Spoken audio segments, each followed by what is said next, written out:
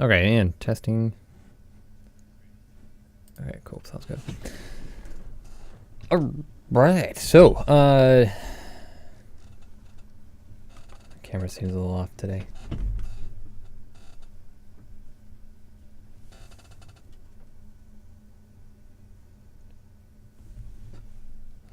Okay, that looks better. All right, sorry. So today I wanted to, I'm running through and creating an Azure function for the Curl2PS module. And if you haven't seen that module before, I've been doing, actually, I think I've streamed most of it, if not all of it, just Curl2PS converting, taking a string that is curl command and then converting it to invoke REST method syntax. So I've been doing a bit of some other Azure functions recently, and I thought it might be fun to come up with another use case and just do it live. So, oh, wrong screen.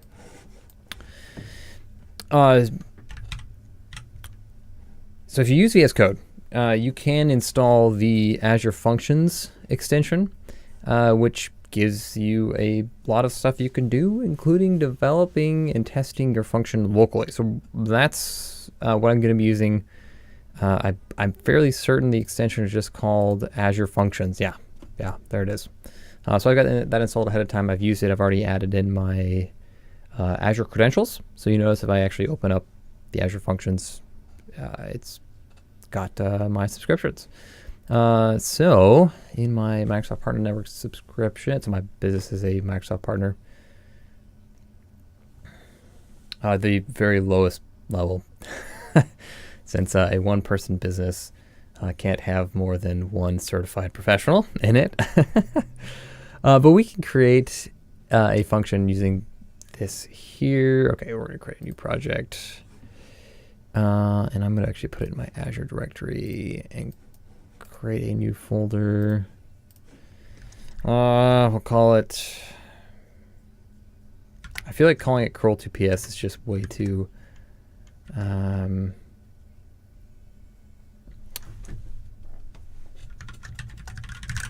call it Curl2PS function. Enter, and we'll select that folder. Yes, okay, cool.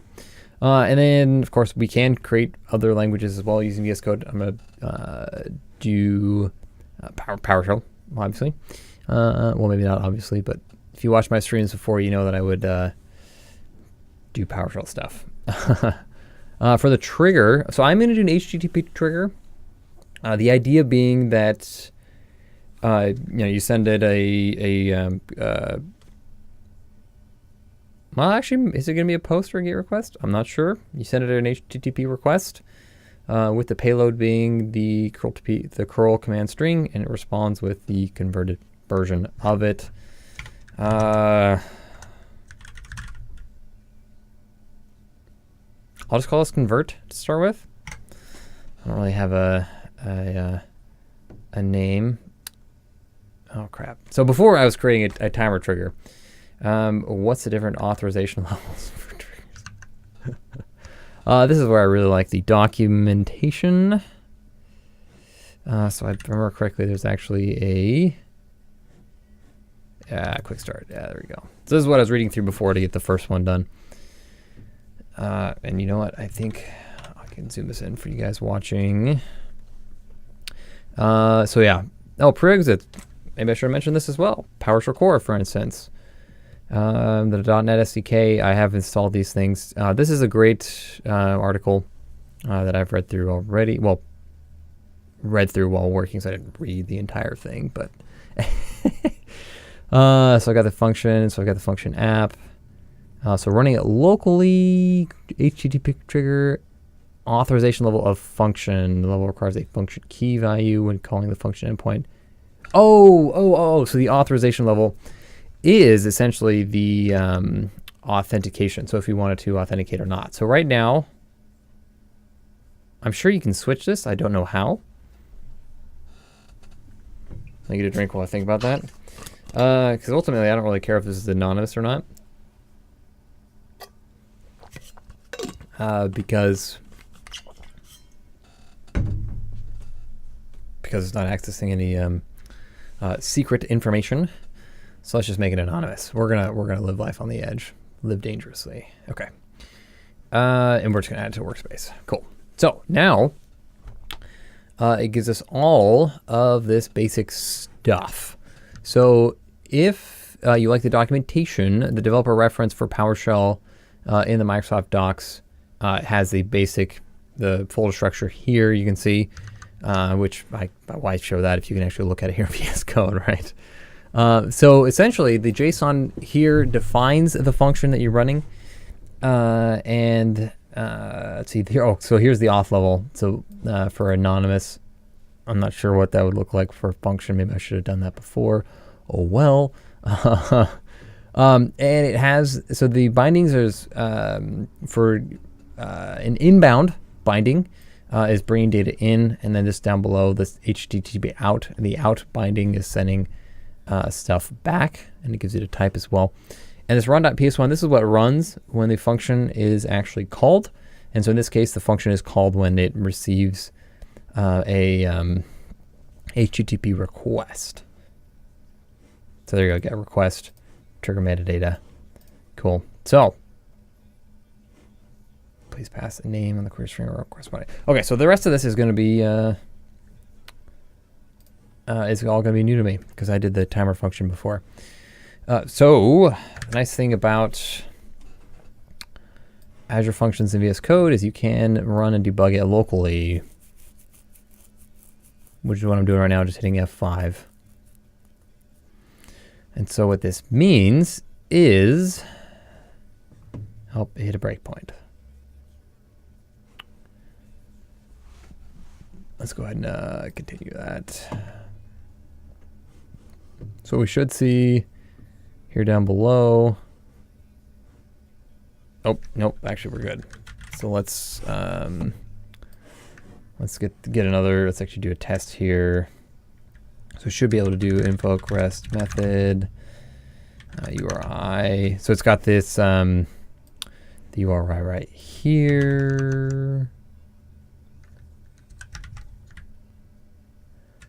And so if we give it that URI and just raw, we should, there we go. Okay, please pass a name in the query string. Sweet. So the run.ps1 actually ran, since we did a get request, so invoke rest method does get by default. So if you look at that run.ps1, so if not name, so name equals request.body.name. Let's see, so I didn't actually give it a name. So if we do body, if name, so status equals okay, body equals hello name. Okay, body, the body is what, JSON encoded, right? So I'm not going to remember how to do JSON on the fly. Equals.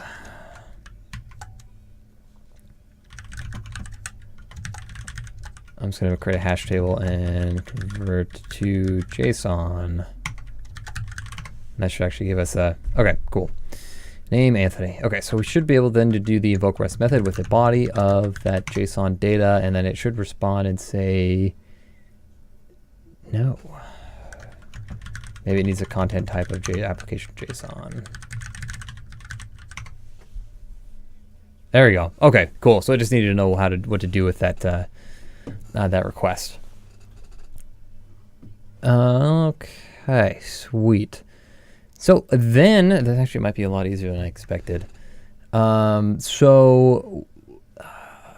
first of all, we have to define what request we want. But to get a module into your function, you have to, it's not even there. So we have to create the modules. I think it's modules. Yeah, modules.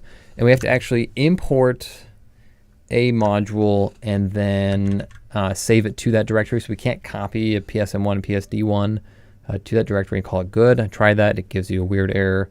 So let's get Curl2PS installed. I can't remember if I've actually installed it or not. I've got the local copy, but I'd rather just use the one from the PowerShell gallery. So we need to import module curl. You know, I just realized is that this font is really small. And I can make that bigger. Give me a second. Let's see, we'll go 28. Okay. Okay, sweet. In case you're having trouble reading that. So import module Curl2PS. And what we'll do is we'll do a save module. And we'll save it into that modules folder. Okay, yeah, there we go. Give it a name. And so what that does is if we look back at our modules folder, we now got the Curl2PS, we got the version number, and then we've got the module itself. And then it also has that .xml file, the PS get module info. So this is what it looks for. So this is why you can't just simply copy the PSM1 and PSD1 into the modules folder. Okay, so for this convert command, so right host HTTP trigger process. Let's see. Oh, so the debugger quit. Command or script completed. I'm not sure why it did, but it did, which is actually what we wanted. So in the query that we receive, we want to, instead of query name dot, if not name, request.body. Okay, I am obviously not familiar with the structure of what the request looks like. So it's either the request query or the request body. I'm not sure how to send different values using invoke REST method between the body or the query. So I'm going to assume that the body is going to be, well, does the body need to have a name value or can it just be a string payload? Let's try something. So what I'm going to do is I'm going to assume that the body is just a flat string.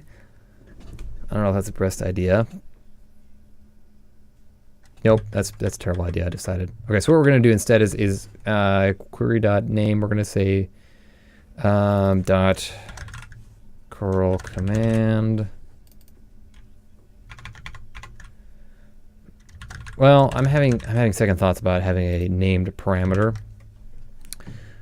but we can always come back and fix it. So we'll get this specific way working, and I'm going to steal a lot of the code that comes built in. Let's see. So curl command status equals okay, body equals. This is where we actually do the convert to, there it is, IRM, curl command, and so string. So string in this case is a switch parameter. It just tells it to convert the curl string to convert to invoke REST method. So that's what IRM stands for there. And so then we're not going to worry about the error at this point. We're going to see if this is just going to straight work for us. And if it does, then we're going to walk through the deployment process because I haven't actually deployed anything to Azure yet. Okay, sweet. So I need a curl command. There we go. Oh, I've already got it open. I was planning ahead here. Okay. Why do I have to have complicated examples? Curl string. Okay, we're just gonna use this one because I've already got one. Okay. Let's see. Curl string equals. Okay, so then invoke REST method. Actually, let's just do this. Invoke REST method. Got to create the body first. So JSON equals at, let's see, I said curl command equals curl string. Okay. JSON. So actually, we should be able to just use the same one. This is going to be really interesting. Oh, Did it break on something? It did.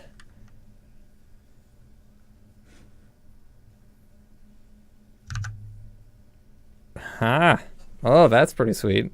Okay, so it actually worked. So you can see that the return was just that string.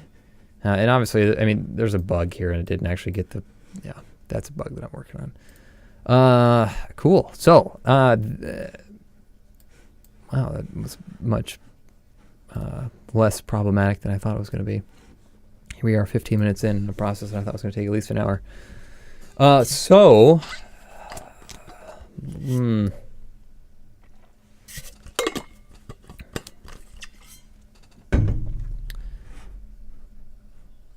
What are the things we have in...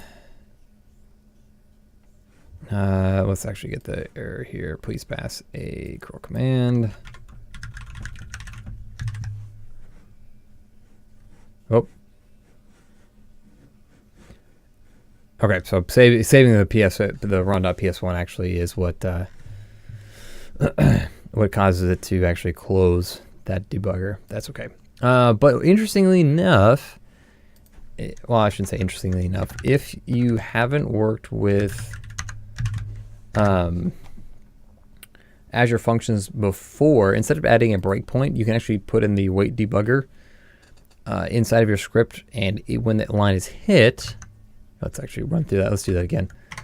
It will actually break into the debugger, and sometimes it goes into that that module there. And then if we switch over to, not the debug console, the integrated terminal, here we go.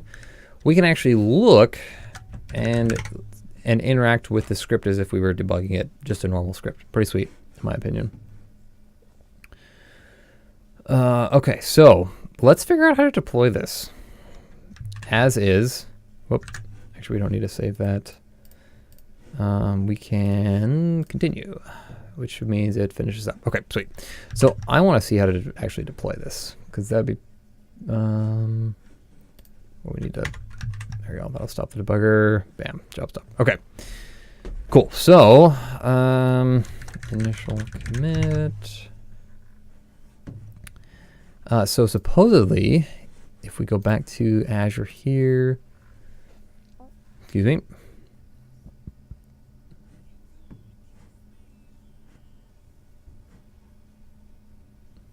Oh, we got to actually, deploy it. So let's see, create a new function app in Azure. There we go. We're going to call it Curl2PS function. We're just going to be, oh, okay. Follow allowed character guidelines. So I'm going to guess and say that underscore is not allowed. There you go. Okay. Okay, so what it does is it not only creates the, oh, I'm kind of in the way here. Here it creates, you can see this little notification here. It creates a storage count as well. And I'll pull this up in Azure when it's completed here.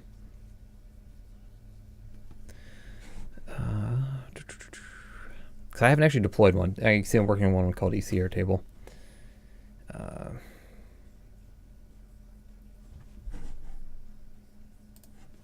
So we're going to give that a minute to complete. Because what would be really cool is to actually deploy this out, and then as part of the build pipeline for Curl2PS is have it update the module in this function.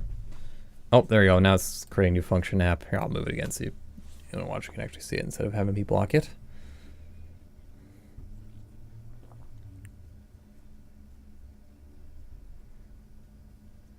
This part gets really boring. Just sitting and waiting. Anybody watching doing anything exciting today?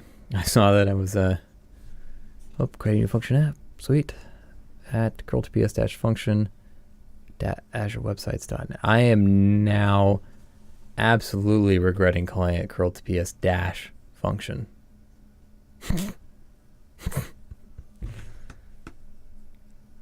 That was a terrible idea. How hard is it to rename a function? I don't know. Let's find out. Okay, let's switch over to function apps. Okay. There are Curl2PS dash function. I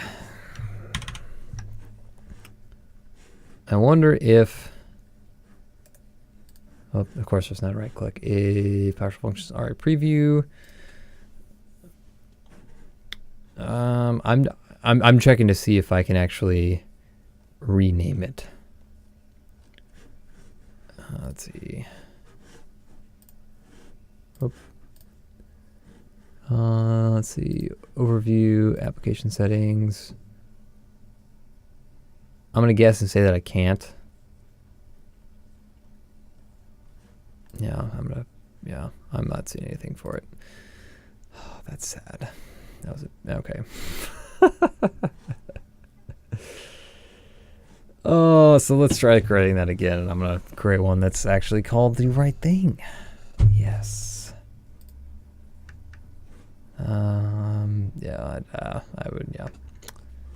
Well, okay, for now, let's see what happens. So let's see. So it's saying curl2ps dash function.azurewebsites.net. I'm assuming that means we add a /convert on the end of that. Yep. Oh, /API/convert. Okay. Let's copy that. And we should be able to do exactly the same thing that we just did. And get a response. Let's see what happens.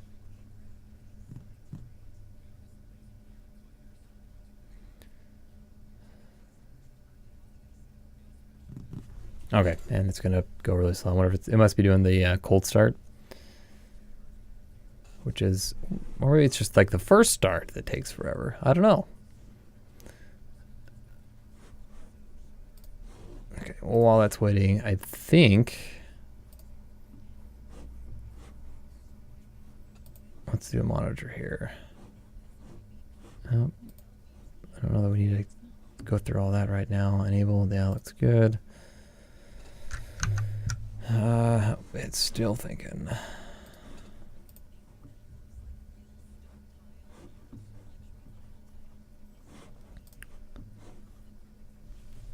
Can't upgrade, that's fine. Okay, maybe first run just takes forever. I am honestly not sure.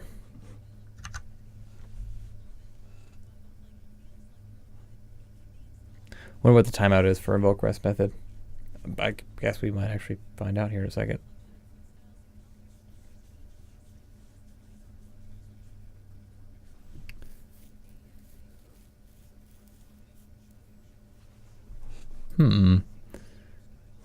Well, let's see if we can set up monitoring for it. Application insights. Yeah. Well, yeah, we'll stick with the same name for now. There was an error. What? Well, that's kind of weird. We got a success up here on the right and an error in the center. Okay, let's go back to function apps. Okay, that's fine. Functions. So it's supposedly running.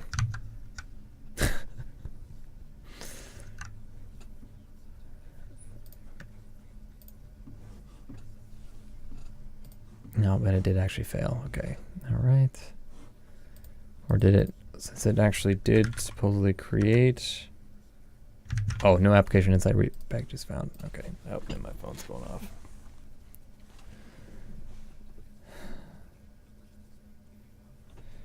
Oh, got an email supposedly. Sorry, guys. Oh.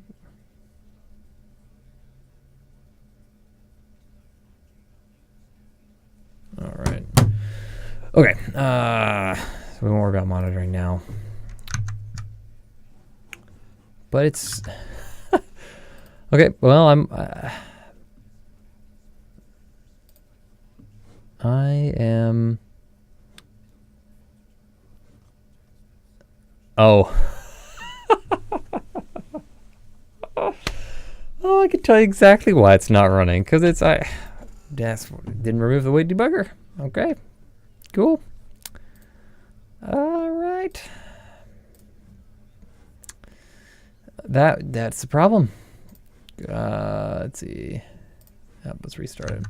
And then I'm just gonna Control C out of that. It's just sitting and waiting for the debugger.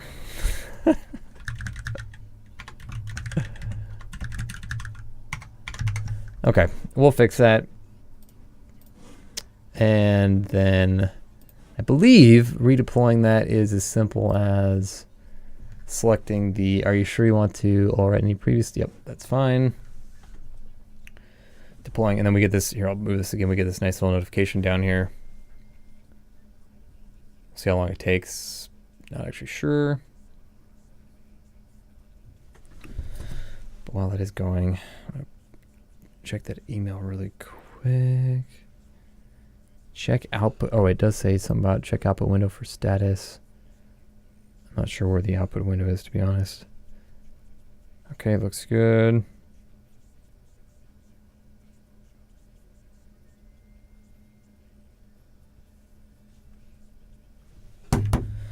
Okay, complete. Well, we'll get that assigned to load the logs just out of curiosity. Okay, and so now we should actually be able to see the function itself.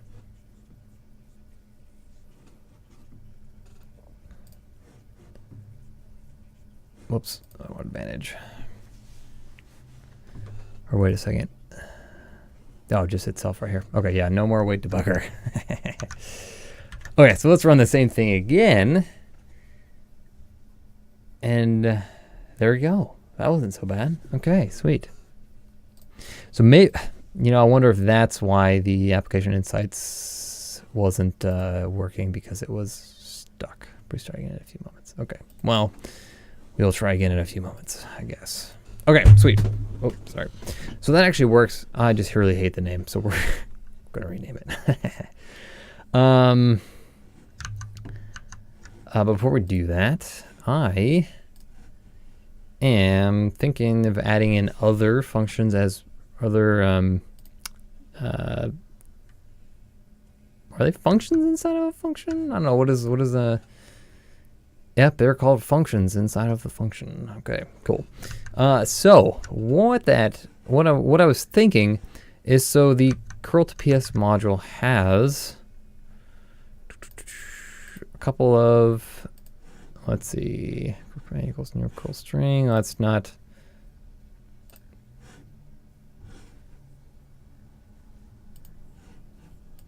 It does support returning the hash table, but oh, actually, so how do you return a hash table through a? Actually, that's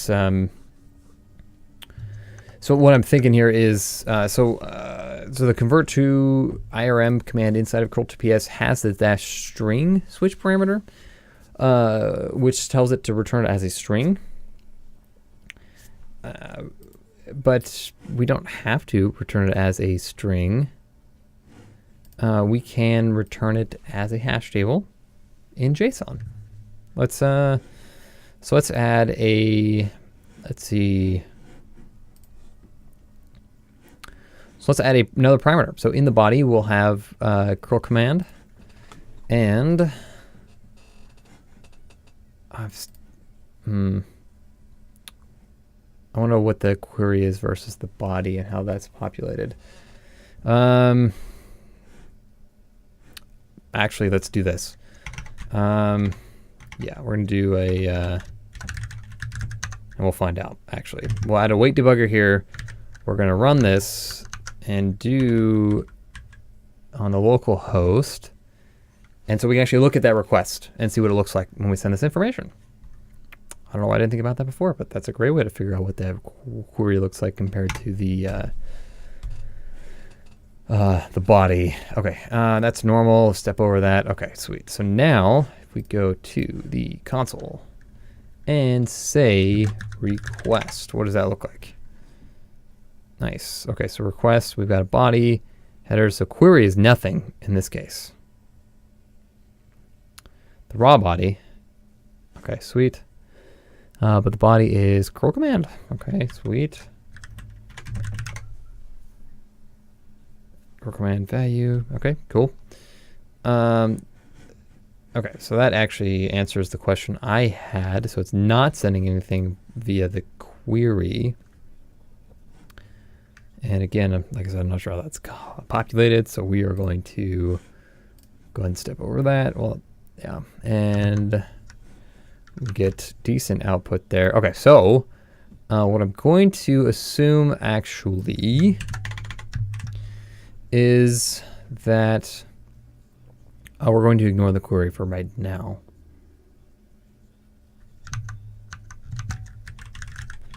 Unless,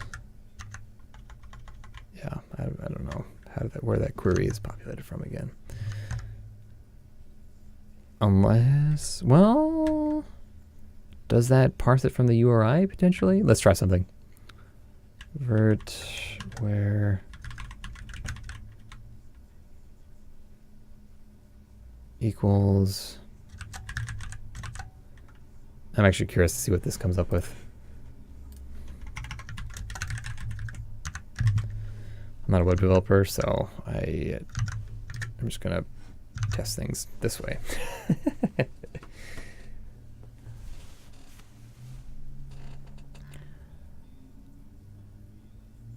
Okay, cool. And now that it's launched, we'll go ahead and run this. We'll step over that first one, switch to the console, and look at the request. Okay, so that is how the query is passed through the URI. So in this case, the query is this is the key and this is the value. So curl command equals test. I don't know if I needed the quotes in there or not, but I put them in there regardless. Cool. So I can see now why it's using the query or the body. So I think I'll just continue to support that. Well, actually, I want to try something here. I want to see, let's see. Oh, we're still in the debugger. So we got request.query. Okay, so if we go if, request.query. Oh, yeah, we gotta do something.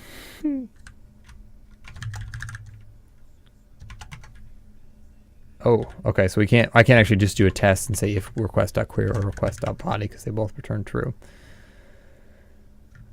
I wonder if we can say if null does equals.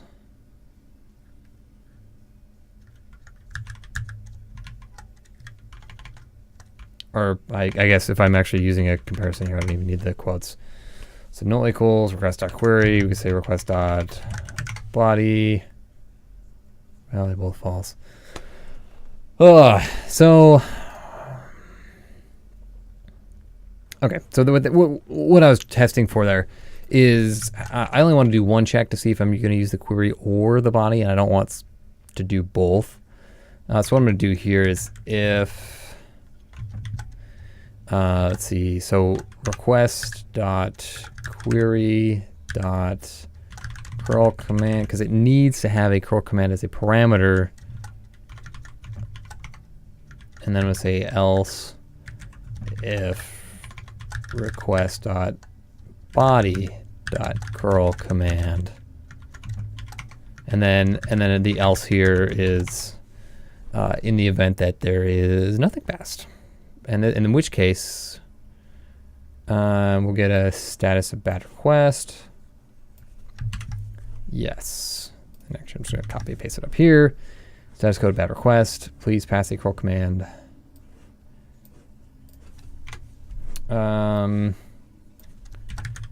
Missing curl command parameter in body or query.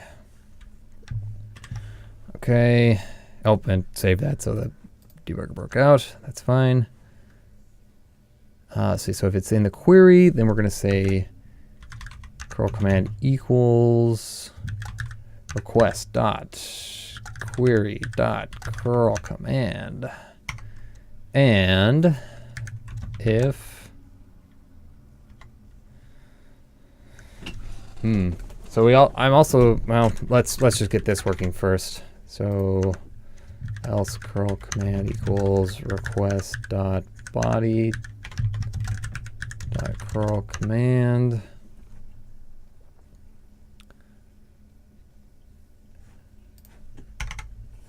And so I also want to pass another parameter. I think I mentioned that called string. True or false, right? And I'm going to assume that it's going to be false by default. So if it's not present, I will say string equals false. So let's try that out. If request dot query dot string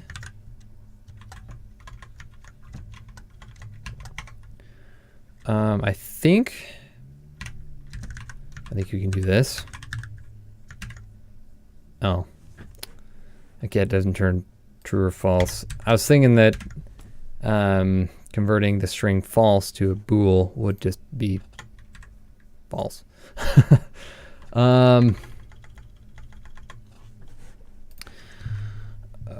So a hash table in PowerShell, if we have string equals true, convert to JSON. What I'm thinking is, so string true, I just want to make sure or false. Okay, so it's just lowercase true or false. Okay, sweet.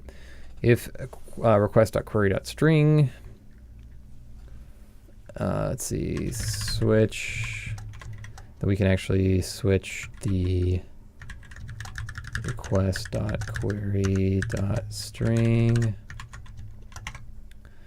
and say case true and case false, case default.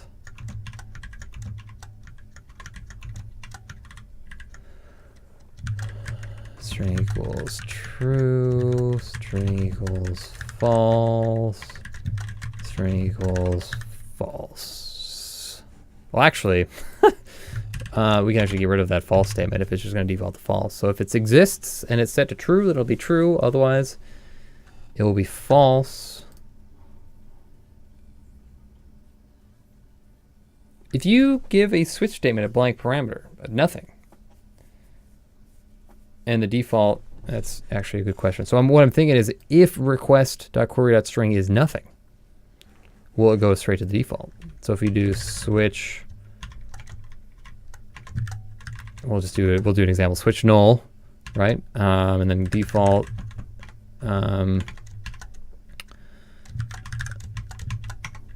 okay, so you do a null value. So we don't even need this if statement. I'm just getting rid of an extra step here. We can simplify that. Okay, cool. So we can actually do the same thing for the body, except in this case, we're going to switch the body. Cool. And then down here below, we will actually say,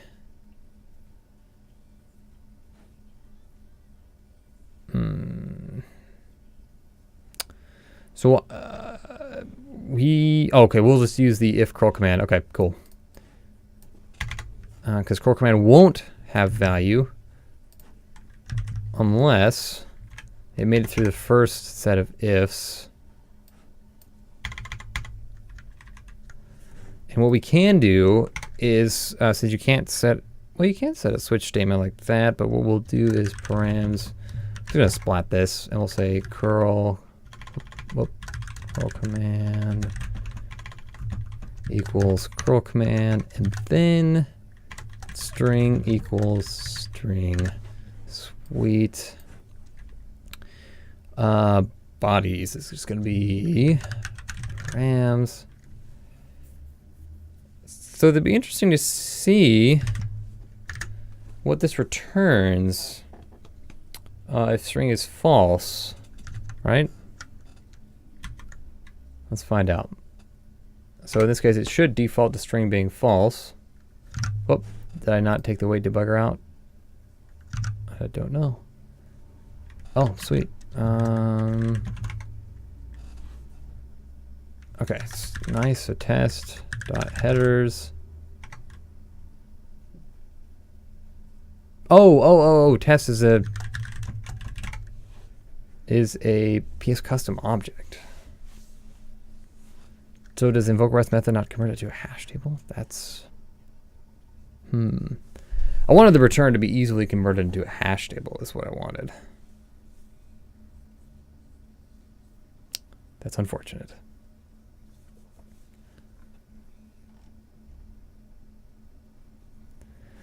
But that does work, and we should be able to let's see, JSON, that's the body.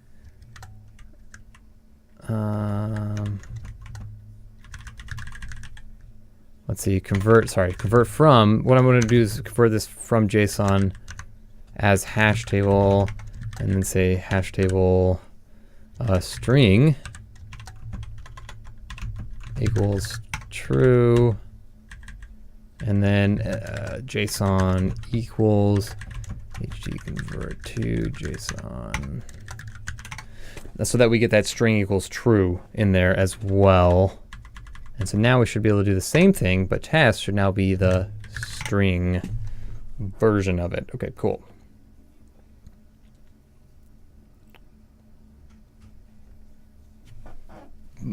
Excuse me.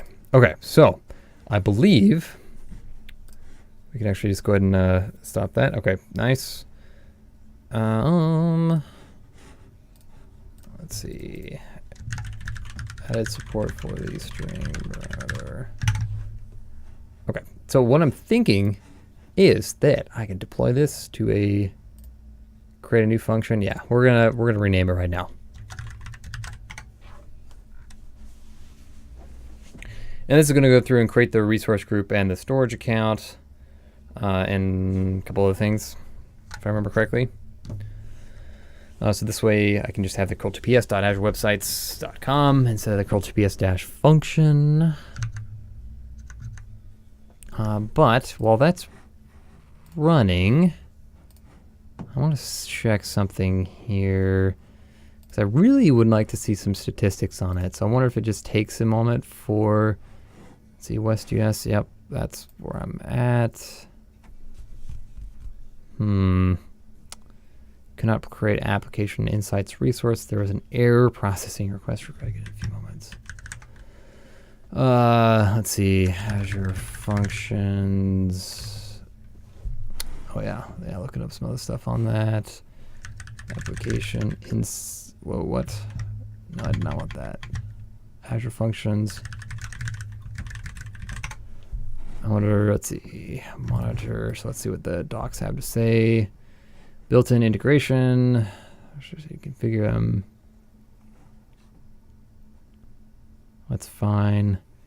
New function app. When you create your function app, Azure Insights integration is enabled by default.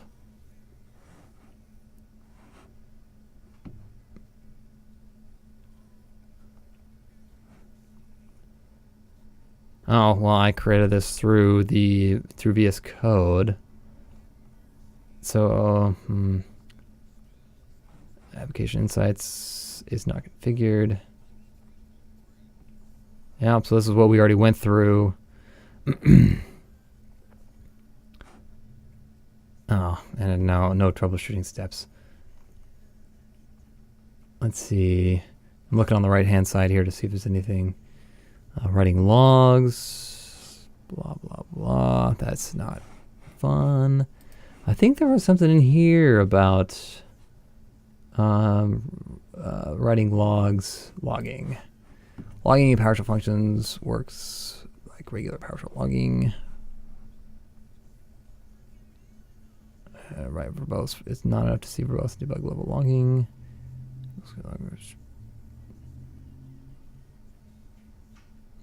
I wonder if we have to set the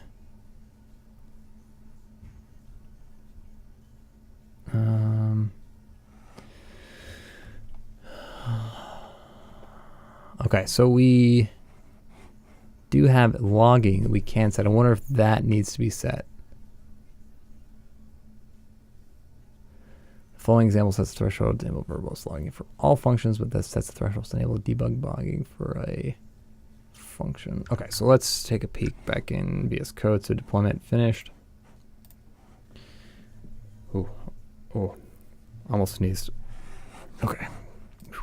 Let's see. So function, actually, I think it's under host.json. Did it actually say? Yeah, logging the log level default property in the host.json file. This setting applies to all functions. Manage dependency enabled. It's true. I don't know if I need manage dependencies or not. Okay, so hooray for copy paste. Let's see.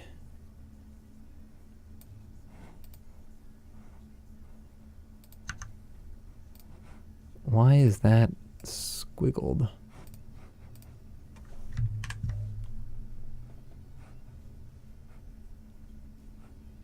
Commercial expected, comma. Oh, yeah, there we go. Okay. Okay, so logging, log level, default trace. We're going to set the default to trace. What are the log levels? I can't remember if trace is above or below. View telemetry.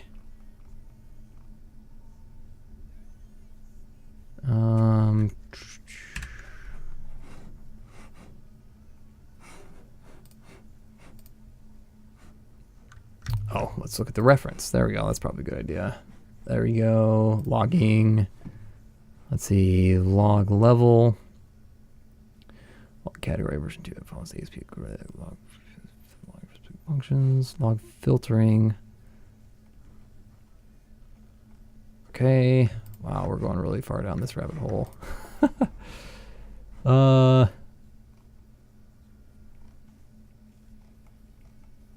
Oh, here we go. Nice. Okay. Oh, trace is like everything.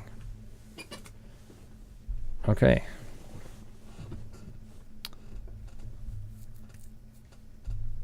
So we'll just leave it a trace for now. And do a quick save there. Added logging.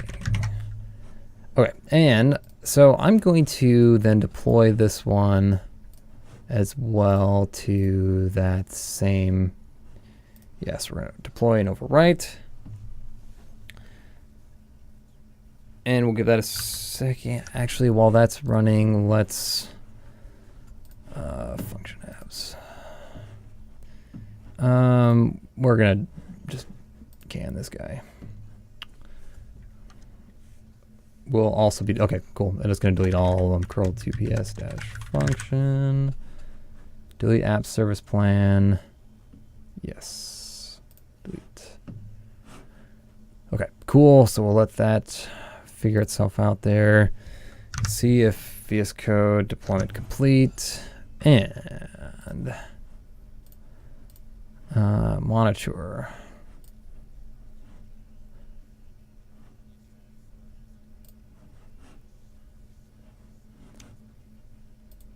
Okay. Oh my goodness.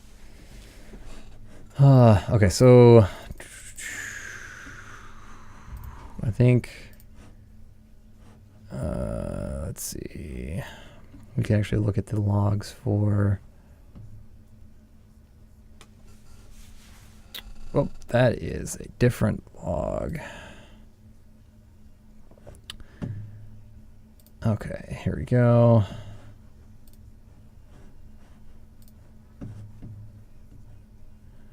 Hopefully there's nothing private in here. Just my name.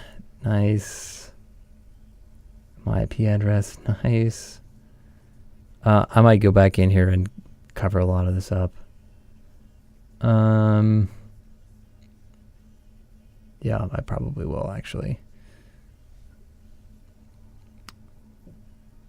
I'm looking for the error, but I don't actually see it. Oh, that's the started. Let's actually look at the error here. Deployment validation, template power, tags array at line 1 and column 259 is not supported. Oh. So it's not something...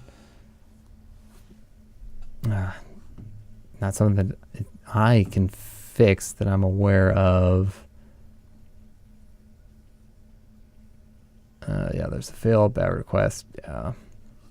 Invalid. Yep, there's the same thing. Okay. Well, that's unfortunate. For what a value tags array. I don't think it has any tags. Maybe we'll give it a tag and see if that fixes that problem. Let's see, function apps. Curl2PS. Where do we add tags to it? Oh, so there's the logging. It actually did show up. Nice.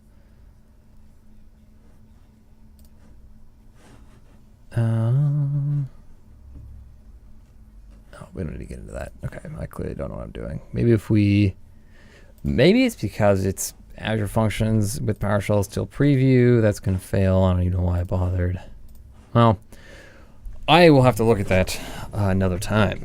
So for right now, let's try. I'm gonna try sending that request back up to, excuse me, Azure Functions. Did I take the wait debugger out? Man, every time this takes forever, I'm gonna be paranoid that I missed that part. Nope, or sorry, yes, I did. The answer is yes, I took it out.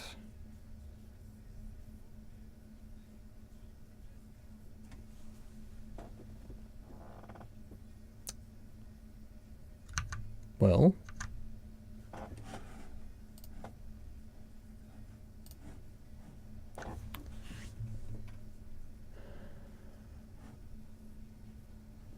I was like, it's blank. Oh no.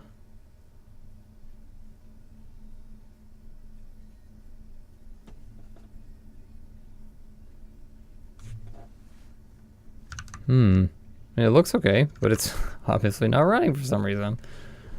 Make sure I didn't, yeah, curl2ps.azurewebsites.net, curl2ps.azurewebsites.net /API/convert. The JSON data was the same as before, and I just tested that locally. Oh, there we go. Cold start takes forever, apparently. I'm not sure how long that was even. Okay. Sweet. Oh, and we got the quotes on there. Nice. Okay, actually, let's just run that again. Okay, it's much faster the second time around. Okay, so I will have to figure out what's going on with those tags. I really want to get monitoring set up on this so I can actually see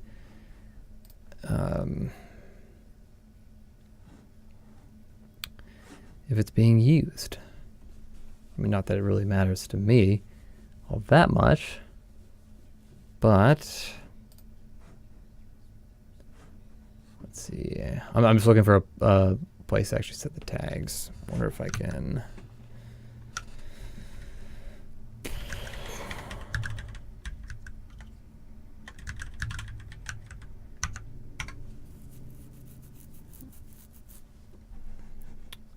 I'm just gonna get.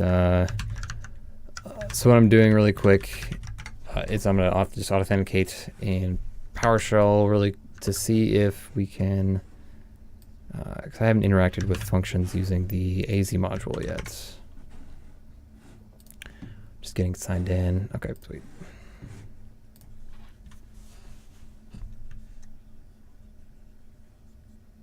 There we go. Can we get AZ? Get command or module. Does this? I wonder if this lists out all the commands in the AZ module. I hope it does.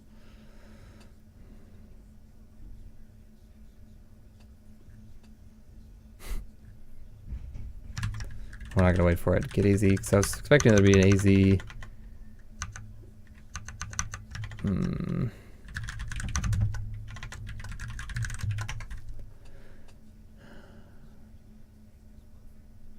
Azure Functions.cmd. No idea what that is.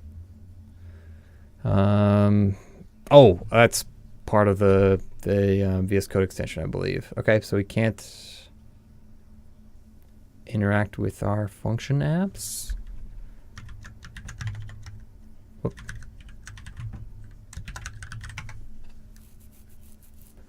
Web app slot.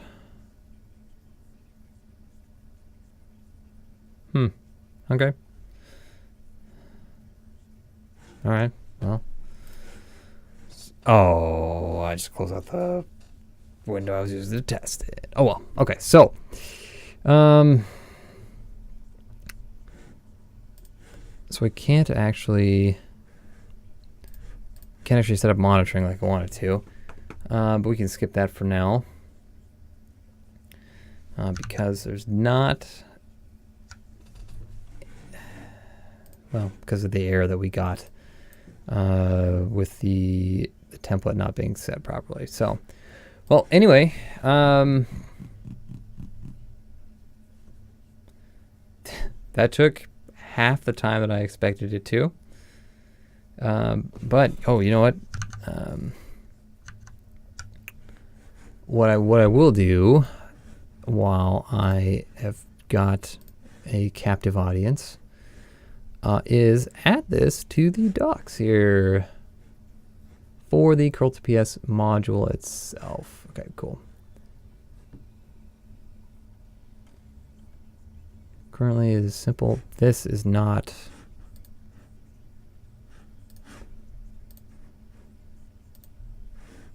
Let's switch to master branch. The master branch has the updated README. Oh, there we go.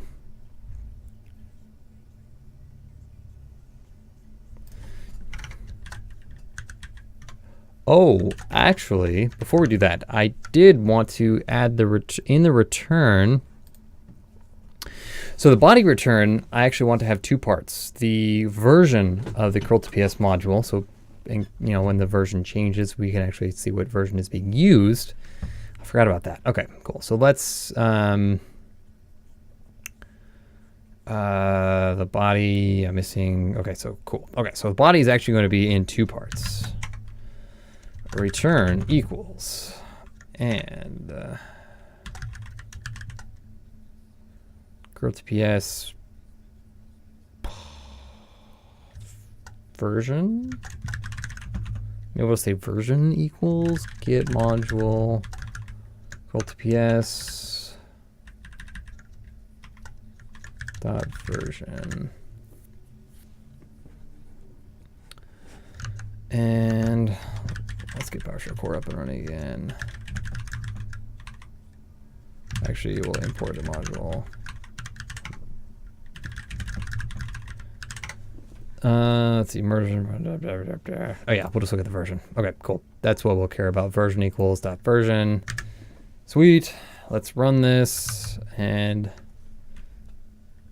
I'm gonna build my JSON again.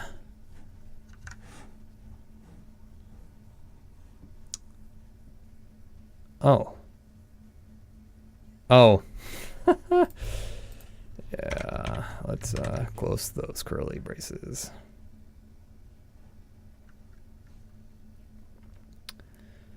Okay, and get a curl command here.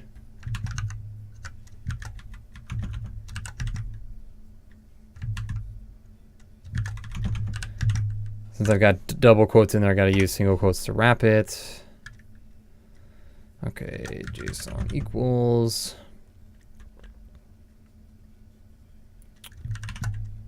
Let's see, add curl command equals cc string equals.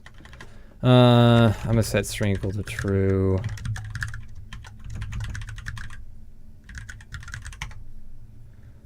All right, and then we're going to invoke rest method URI and grab the URI from this sucker. There it is.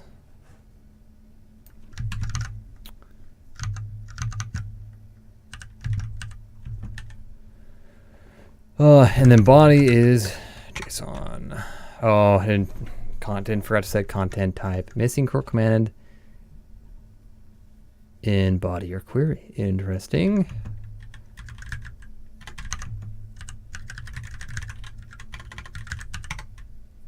That should work though. Return is such a terrible name. I don't know why I chose us to do that. Okay, cool.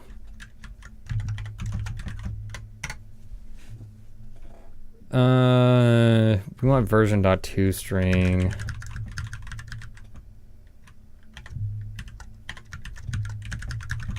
Because it's getting the major minor revision looks terrible. So we do version.to string 002. That's what I want. Okay, so we're gonna .to string, and then return equal. We're gonna switch that to command. Wait, converted. We're gonna switch that to converted. I don't know. Naming is now my strong suit, which is why my wife names all of our children. Well, all one of them so far. All right. I wonder if that reloads it. We'll find out, actually.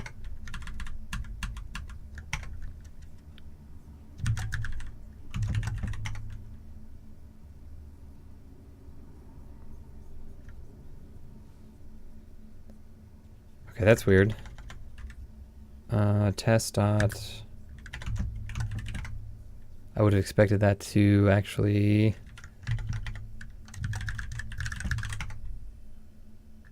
What?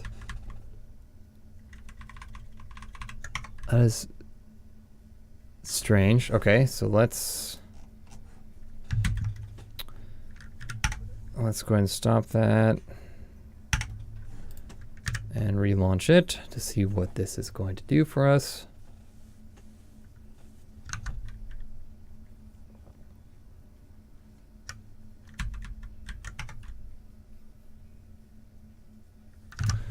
I am not debugging. Ooh, I did see an error though.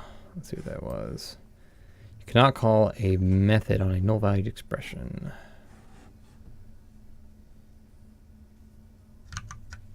So we probably got nothing. Okay. Okay, so let's go ahead and just close that out. Take a look at the only thing we changed was .version.to string. So let's wrap that all in parentheses. Try that again.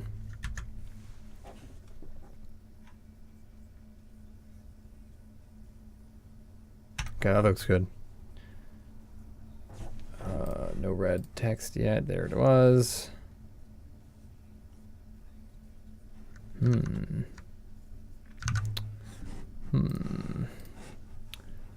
Version equals converted equals.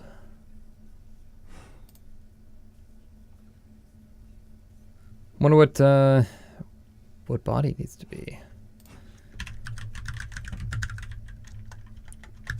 Whatever it needs to be a PS custom object instead.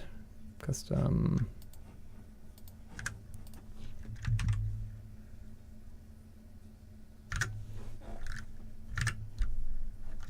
Let's try that. So we'll switch it to a custom object instead of a hash table and see what we get.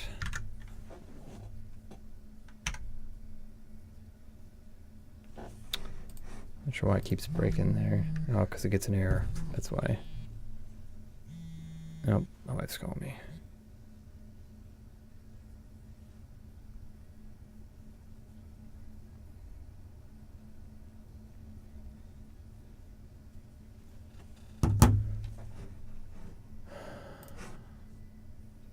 All right, so let's, or it's, sorry, not right debugger, wait debugger. So we're gonna do some debugging.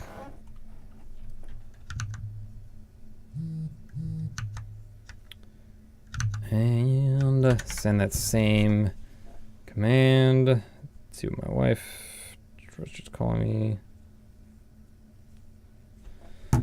Uh-oh. Sounds like my daughter bit another kid today. Oh, no. Okay, so body doesn't look like got any value. So then let's just try running this sucker. Okay, so that's where we're getting the error. Okay. Which makes sense because that's what we added, right? Okay, so this get module Curl2PS.version.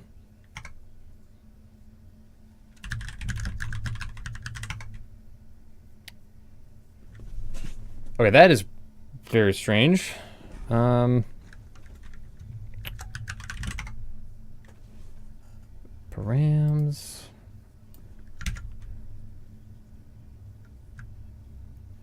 That works just fine.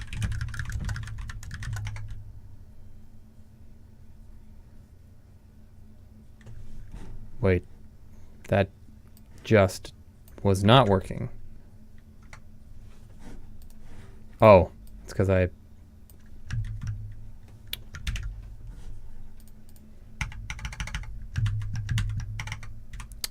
Okay, now it's just frozen. Oh, come on, work. Okay, let's go ahead and stop that. We'll dump the console and restart it. Okay. So what?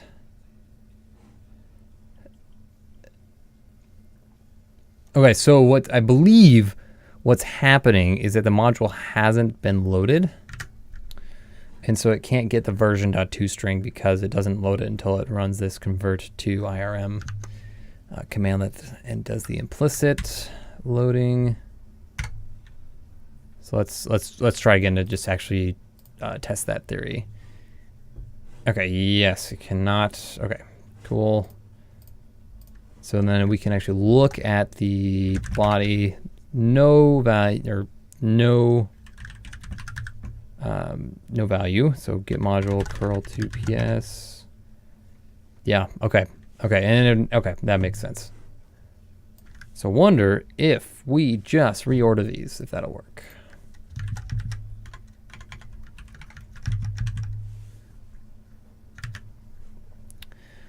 Find out. Otherwise, I mean, we can just do an import module. I guess I could have just done that too. But sometimes those are just too easy.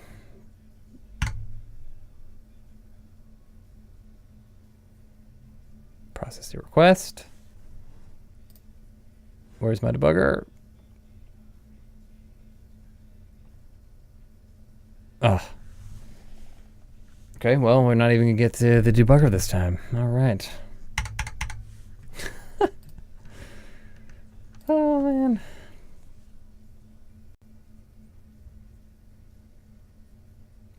The name type target has process has ended, so let's just run it again. There's already a debug. Oh my goodness. Already debug configuration attached to PowerShell functions running.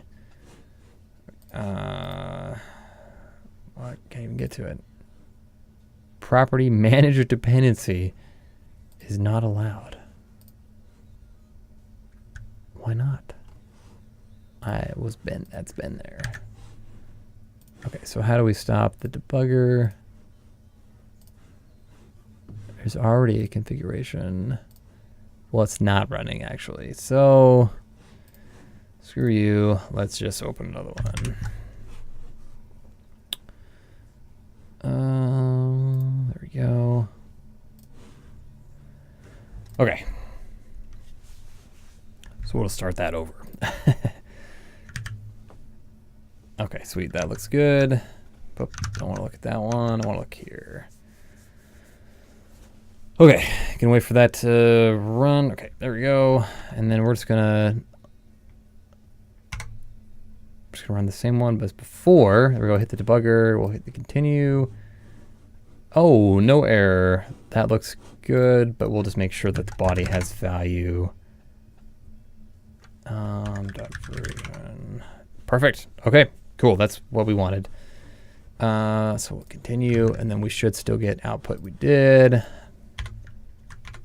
Nice. Whoops. Actually, I zoomed that out. Sorry.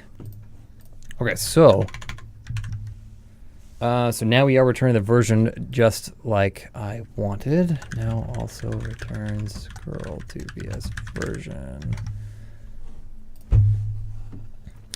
Sweet. So let's deploy that.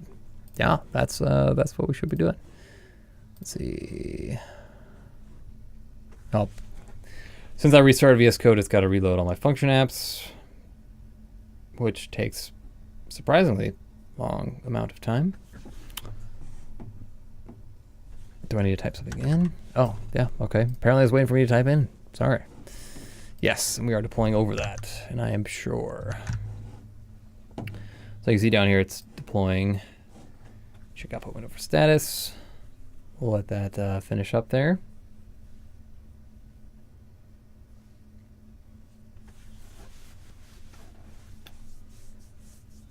And then, actually, while that's going, let me grab the URL again for this function.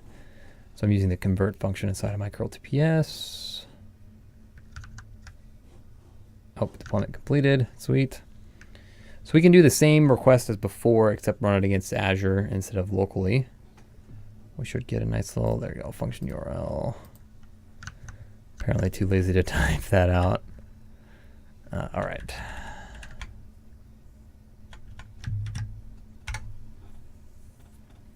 And cold start takes a minute or two. There we go.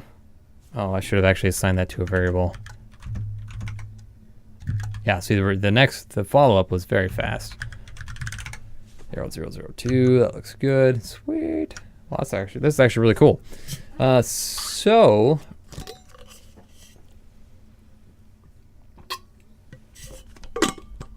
unless somebody watching has something else they'd like to see with this. I mean, that's the extent of what I wanted to do with this function today, and it took less time than I expected. So I'm not quite going to go for the 2 hours today. But if you are watching, you got questions, now's a great time. I see I've got 2 viewers right now. If anyone wants to say something real quick before I jump off. Oh, you know what?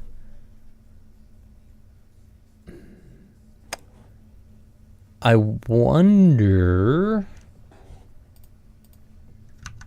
can I store this code in a repository?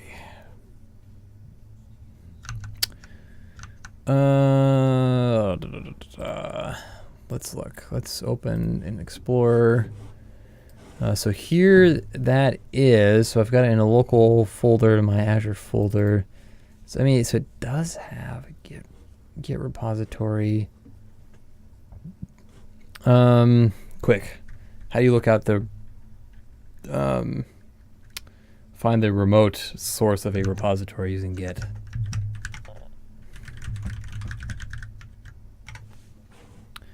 Or it's not remote, it's the source, right?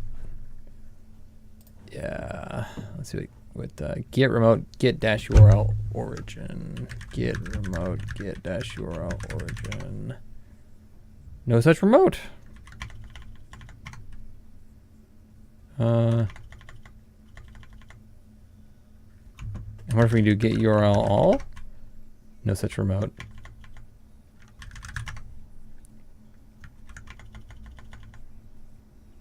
Oh, there is a git dash URL dash dash all. I gotta just read the help. Okay, but it's git remote git dash URL dash dash all returns all URLs. What?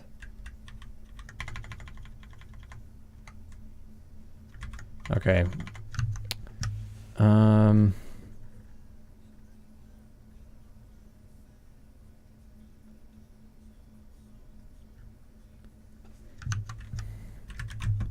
Sorry, I'm not very Git savvy. Does not appear to be a Git repository. I depend heavily on VS Code. Let's see. If you want only remote URL or referential integrity has been broken, git config -- get remote.origin.url. Git config remote.origin.url. There's nothing there.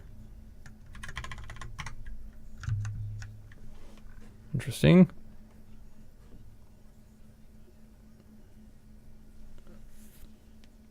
If remote URL is on get remote-v. Okay, so there must not be a remote. Oh, I just hit the desk with my knee. Ouch. Oh. So there must not be a the remote URL for this repository. Sorry, guys or gals. That hurt. So I wonder if I can. Is anyone watching know more about Git? Well, I'm sure someone watching knows more about Git than I do. Can I store this in a repository without breaking anything? I wonder if, let's see, dependency management.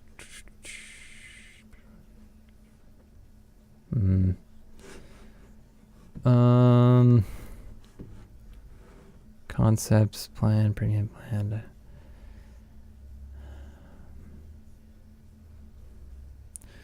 So I'm looking for in the docs to see if there's anything about storing this in a repository. Because what I don't want to do is I don't want to break it, but I'm not.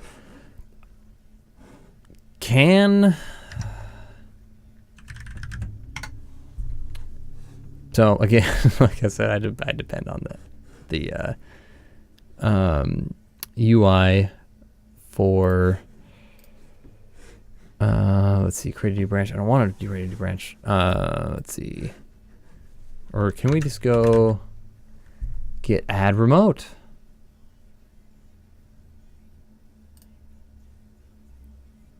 Okay, so we can add a remote, but I need a remote repository to push it to. So let's. So I believe. Add local repository. Okay, so here, actually, let me. Sorry, I'm working inside of the GitHub desktop app.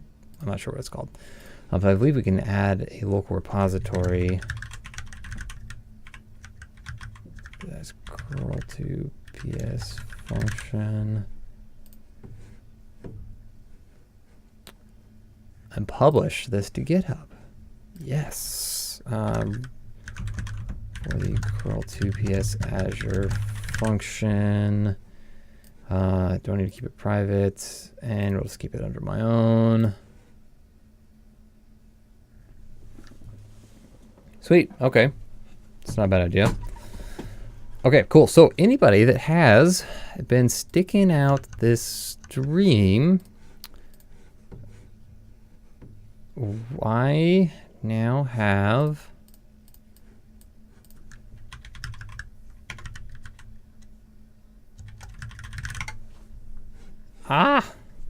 nice. Okay, sweet. So everything I'm working on, I apparently can now push up to GitHub. Let's see. And I'm going to add a quick README. This is the code that runs an Azure function to demo the Curl2PS module. Nice.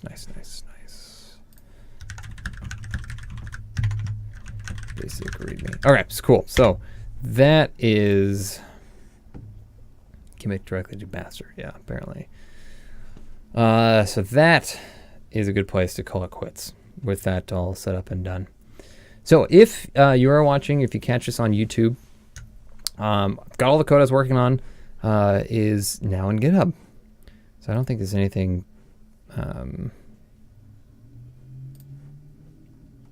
No, there's nothing personally identifiable in here. Well, it's not like it'd be that hard to identify me. Right. Okay, cool. That's awesome. Ooh, hopefully that README doesn't break something. I wonder if VS Code will pick up the remote now.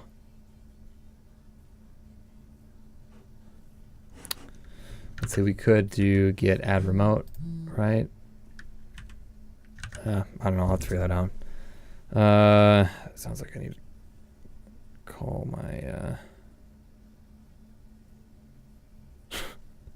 yeah, I should go to probably call my wife back as she deals with this crisis of our spawn biting other spawns.